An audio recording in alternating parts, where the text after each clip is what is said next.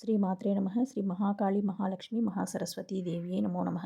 ప్రథమాశైలపుత్రీ చ ద్వితీయం బ్రహ్మచారిణి తృతీయం చంద్రఘంటేతి కూష్మాండేతి చతుర్దికే పంచమా స్కందమాతేతి షష్టా కాత్యాయనీతి చ సప్తమా కాళరాత్రి చ అష్టమా చాతి భైరవి నవమా సర్వసిద్ధిశ్చాత్ నవదుర్గా ప్రకీర్తిత. శ్రీ దుర్గాదేవ్యై నమో నమః. దేవి శరన్నవరాత్రుల్లో చివరి రోజు మనకి 10వ రోజు. ఈరోజు అమ్మవారు మనకి మహిషాసురమర్దినిగా దర్శనమిస్తున్నారు. ఈరోజు అమ్మవారిని మహిషాసురమర్దినిగా పూజించుకున్నాను. అమ్మవారికి ప్రత్యేక నైవేద్యంగా కదంబం సిద్ధం చేసుకుంటున్నానండి. ఇంకా ఈరోజు మాకు ఇంట్లో అంటే మా ఇంటి దగ్గరలో ఉండే దేవాలయం నల్లపోచమ్మ దేవాలయంలో సువాసిని పూజ ఉంది. పూర్ణాహుతి అంటే చండీ హోమం ఇన్ని రోజులు చేశారనమాట, 10 రోజులు. ఈరోజు చివరి రోజు హోమానికి. ఇంకా పూర్ణాహుతి ఇంకా తర్వాత సువాసిని పూజ ఉందని చెప్పారు. ముత్తైదుల కింద నన్ను నా మరదల్ని పిలిచారనమాట.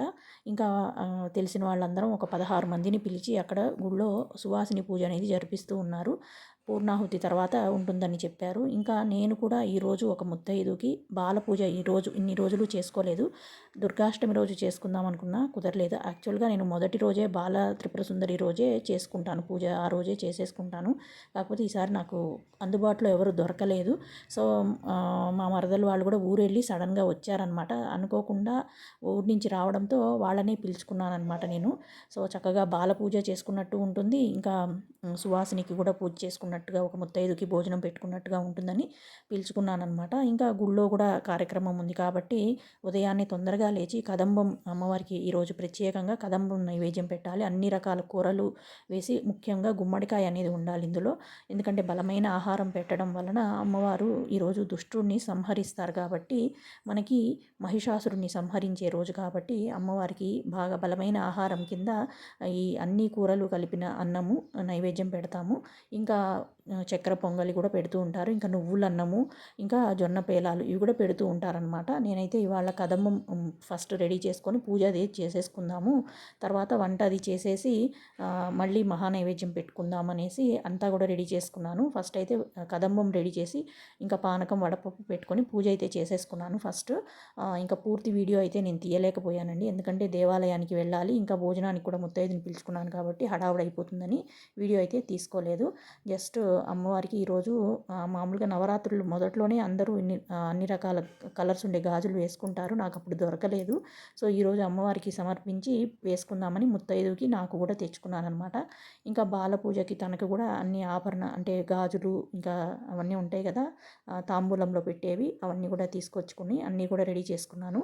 ఇంకా ఉదయం ఇంట్లో పూజ చేసేసుకొని నైవేద్యం పెట్టి వంట చేసేసి మహానైవేద్యం కూడా మళ్ళీ అమ్మవారికి సమర్పించేసి తర్వాత దేవాలయంలో మేము సువాసిని పూజకి అటెండ్ అయ్యి అక్కడ అమ్మవారి ప్రసాదం స్వీకరించుకొని వచ్చాము. అమ్మవారు మాకు తాంబూలం ఇప్పించారు దేవాలయంలో, చాలా అదృష్టంగా భావిస్తూ ఉన్నాము.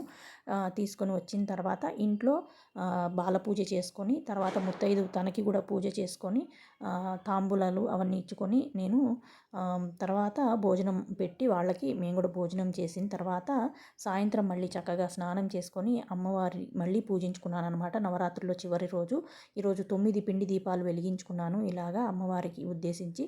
ఇంకా ఉదయము మహిషాసురమర్దిని స్తోత్రము, అష్టోత్తరము, లలితా సహస్రనామ పారాయణము, ఖడ్గమాలా స్తోత్రము ఇవన్నీ కూడా ఉదయం చదువుకున్నాను.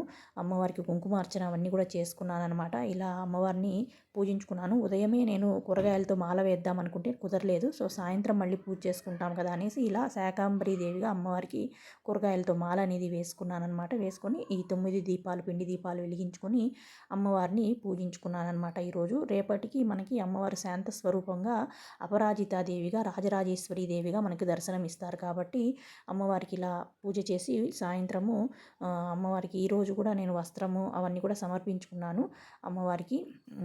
అంటే తాంబూలం ముత్తైదుకి తాంబూలం పెడతాం కదా, అది అమ్మవారికి సమర్పించుకున్నాను. ఇంకా మర్నాడు కూడా అమ్మవారిని పూజించుకున్నాను. మహానైవేద్యం అది చేసి మనము రాజరాజేశ్వరి దేవికి పూజ చేసుకుంటాం కదా, అలాగా మొత్తం అంతా కూడా మర్నాడు కూడా నేను పూజ చేసుకున్నానండి. సో ఇదండి వీడియో. మీకు వీడియో నచ్చితే లైక్ చేయండి. Thank you very much. శ్రీమాత్రే నమః.